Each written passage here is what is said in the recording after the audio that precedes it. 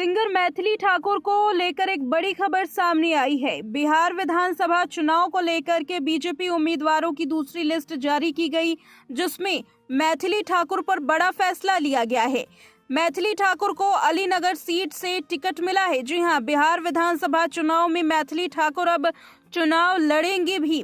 बीते दिन ये रिपोर्ट सामने आई थी कि मैथिली ठाकुर ने बीजेपी ज्वाइन कर ली है। हालांकि चुनाव लड़ने को लेकर के कोई भी दावे नहीं किए गए थे। मैथिली का कहना था कि पार्टी जो भी कहेगी वो करेंगी।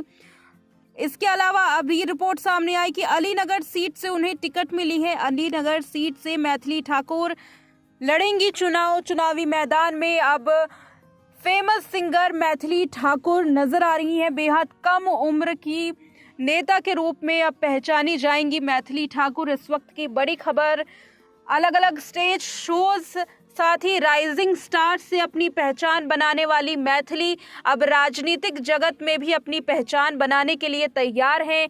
बिहार की मिट्टी से जुड़ी हुई, बिहार के लोक गीतों को गाने वाली, बिहार की परंपरा को आगे बढ़ाने वाली मैथिली ठाकुर अब बिहार को आगे बढ़ाने के लिए अपने काम में जुट गई हैं। लगातार ये दावे करती हुई नजर आई कि वो राजनीति करने के लिए मैदान में नहीं उतरी हैं, बल्कि काम करने के लिए वो बीजेपी में शामिल हुई है ताकि बिहार में विकास कर सके।